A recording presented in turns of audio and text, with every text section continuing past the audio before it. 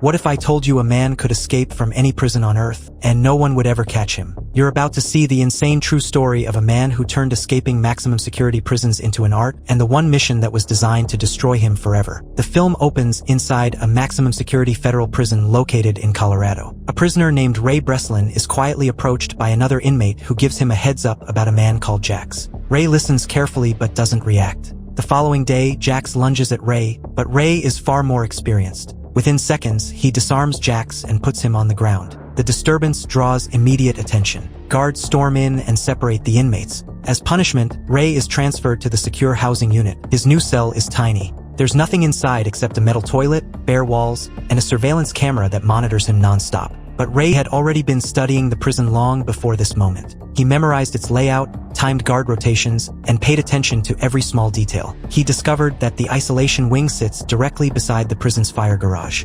By casually listening to conversations between guards, every shift, the guards step outside for a smoke break that lasts exactly 7 minutes. Now he only needs a passcode to his cell door. To get it, he carefully peels off a thin sheet of polyethylene from the chocolate milk cartons served with his meals. He discreetly presses that transparent layer over the keypad. The plastic reveals faint fingerprint patterns left behind by the guards. At the same time, Ray secretly communicates with his outside team. Eventually, the day arrives. When the guards head out for their predictable cigarette break, he quickly inputs the correct passcode and slips out of his cell. He crawls through an air vent that leads directly into the poorly guarded fire garage.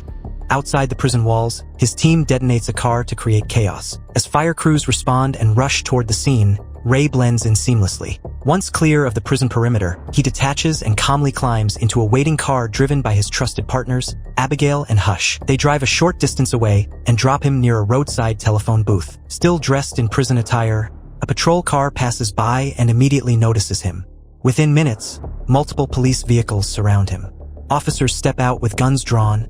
Ray doesn't panic. He reaches the phone and places a call. He speaks the coded phrase, "Showtime, showtime." Shortly afterward, a man named Lester Clark arrives at the scene. He calmly presents official documentation to the officers. Ray and Lester then head back to the prison to meet with the warden. He demands an explanation for what just happened. Lester finally reveals the truth. Ray isn't an inmate. He's the co-founder of a private security company called Brerslin Clark. Their firm is contracted by the Federal Bureau of Prisons to test the security of maximum security facilities.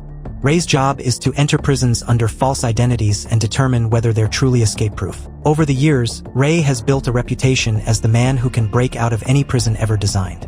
After 5 months undercover, Ray finally returns to his office. Waiting for him is a complex 3D puzzle designed by Hush. Ray studies it for only a few seconds before solving it effortlessly. Not long after, Lester arranges a meeting with a CIA lawyer named Jessica Miller. She isn't a spy. She's something more dangerous. Jessica explains that she's read Ray's book about prison security flaws and believes he's the only man capable of testing a brand new facility. This prison is top secret, privately owned, and built to hold criminals so dangerous that governments prefer to pretend they don't exist. Its location is classified, and officially, no one is responsible for it. Ray immediately senses the risk. If something goes wrong, there will be no rescue and no accountability. It's too dangerous, too secretive. Then Lester reveals the offer, millions of dollars. Jessica insists that the inmates inside, they are monsters who should never return to society. After considering her words, and despite his team's objections, Ray agrees. Jessica provides him with a false identity, Anthony Porto, a Spanish terrorist for hire. Inside the prison, his only contact will be the warden, Roger Marsh. If he needs emergency extraction, he must provide a specific evacuation code, 310275. On the day of infiltration, Hush implants a tracking device in Ray's arm so they can monitor him. But before the operation can properly begin, a van pulls up unexpectedly. Masked men seize Ray, locate the tracker, and surgically remove it. He's injected with a powerful sedative and rendered unconscious, so he can't determine the prison's location. During transport, Ray briefly regains consciousness inside a helicopter. He witnesses a guard stab another prisoner and throw the body out mid-flight. Before he can react, he's sedated again. When he finally wakes up, he's no longer in Colorado. He's inside a transparent glass cell suspended above the ground. Armed guards wearing masks patrol constantly, and cameras track every movement. The entire structure feels controlled, calculated, and merciless. Soon, Ray is escorted to meet the prison warden, Hobbs. Confused, Ray asks about Roger Marsh, the contact he was promised. Hobbs coldly informs him there is no Roger Marsh. Ray explains what he witnessed on the helicopter, but Hobbs shows no concern. Desperate not to lose his only leverage, Ray stops Warden Hobbs before he can walk away and firmly states the evacuation code. Hobbs slowly turns back toward him with a cold smile.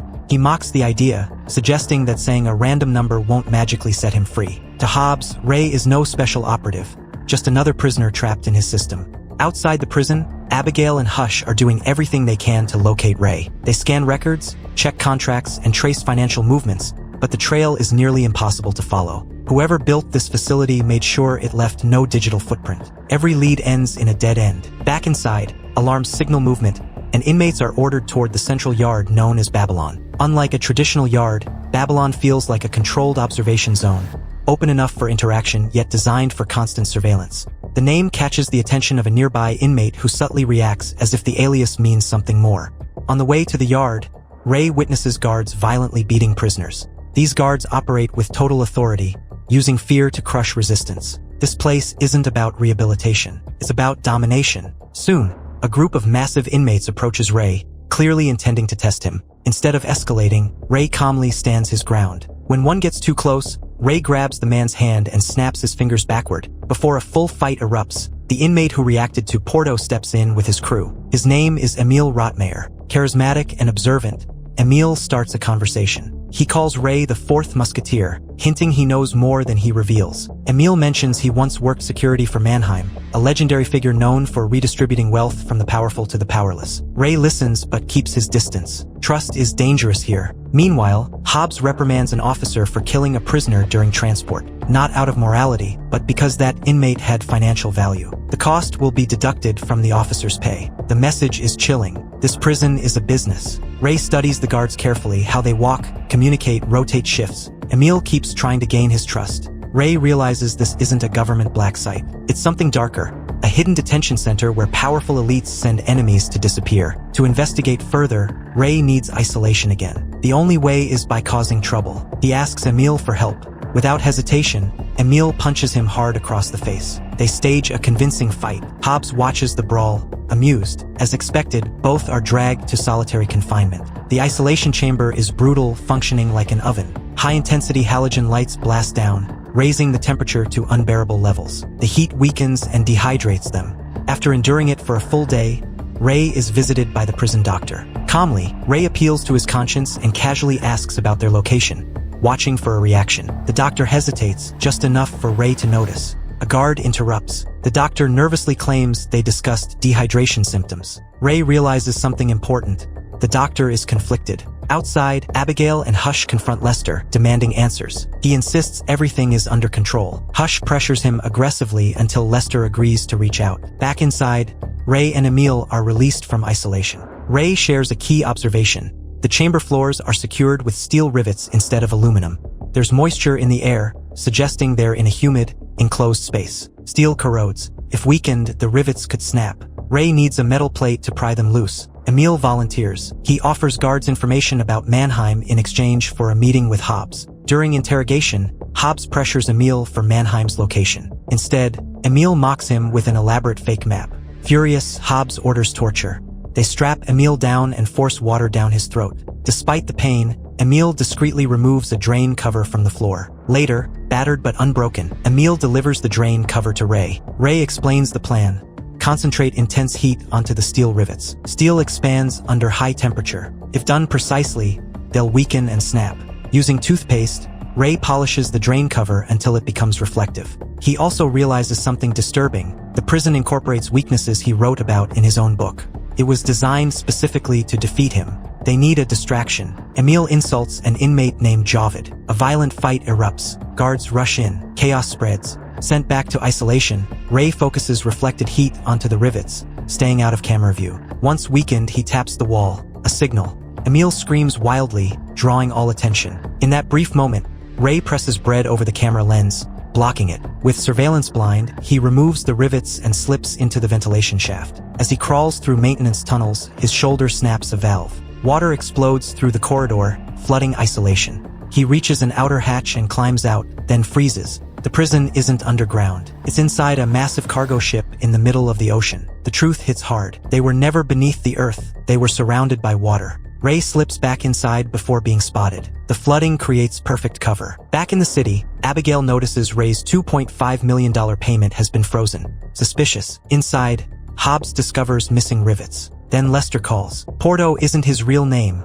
Hobbs says. No, it's Ray Brerslin. The man famous for designing inescapable prisons is locked inside one. Instead of extracting him, Lester orders Hobbs to keep Ray there permanently. Investors are paying to ensure this prison remains escape-proof because Lester has his own agenda. He's secretly the CEO behind the illegal facility, backed by investors. And he's hunting Mannheim because Mannheim created a program capable of destroying the global banking system. Hobbs intensifies torture, sleep deprivation, constant beatings. On your feet, Ray weakens. Emil keeps pushing him to stay sharp. One night, Ray reveals his past. He was once a prosecutor. A criminal he put away escaped and murdered Ray's wife and son in revenge. Since then, Ray dedicated his life to building prisons no one could escape. Now he's trapped inside one. Outside, Hush uncovers the prison's name, The Tomb. Illegal, run by private contractors. Location unknown. Inside, Ray and Emil study the guards' behavior, nicknaming them based on habits: Duck, Hives, Chicken Man. They need the doctor's help.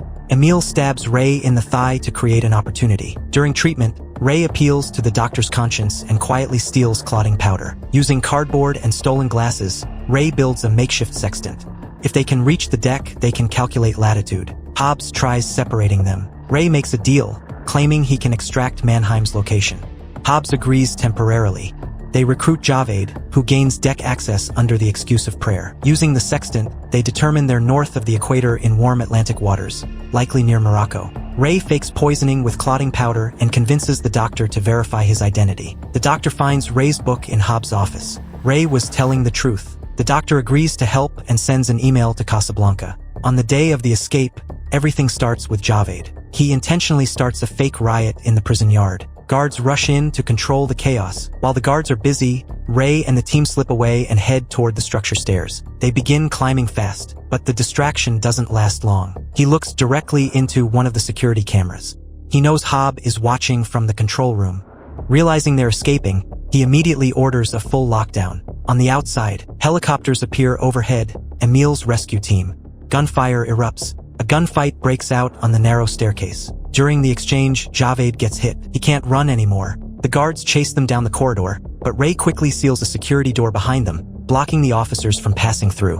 Ray tells Emil and Javed to use the emergency ladder and get out toward the deck while he goes to shut down the lockdown system. Ray splits from them and heads toward the power control area. Javed is weak from the gunshot. Javed tells Emil to give him his gun and leave him behind. Emil refuses, but Javed forces him, ordering him to go and not waste the sacrifice. With no other choice, Emil climbs out through the ladder and heads toward the deck. Moments later, the guards break through the door. Javed shoots down most of them, but one final guard fires back, hitting him, and he dies there, sacrificing himself to buy them time. Meanwhile, Ray fights one of the main guards in a brutal hand-to-hand battle near the control room. After an intense struggle, Ray overpowers him and reaches the shutdown system. He cuts the power, and Emil finally makes it out onto the deck. Emil reaches the helicopter, seizes the mounted machine gun, and unleashes a hail of bullets at the approaching guards, mowing down several of them to clear the way, while Ray hides inside a water tank as Hobbs searches. Power restores. The tank activates. Ray is flushed violently into the ocean. Emil spots him and drops a ladder. Ray grabs on. Hobbs fires, wounding Emil. Ray shoots the oil tanks. A massive explosion engulfs the deck. Hobbs goes down. The helicopter escapes toward Morocco. On land, Jessica waits. The twist: Emil isn't Rotmeyer. He's Mannheim. Jessica orchestrated Ray's imprisonment to break her father out. Even the name Porto was a coded message. Lester betrayed her, offering himself directly to the investors. Later, Lester wakes up inside his car. Inside a sealed shipping container, loaded onto a cargo ship, headed somewhere unknown. The same fate he designed for others. No escape. If you enjoyed this breakdown, hit subscribe and stay tuned for more stories like this.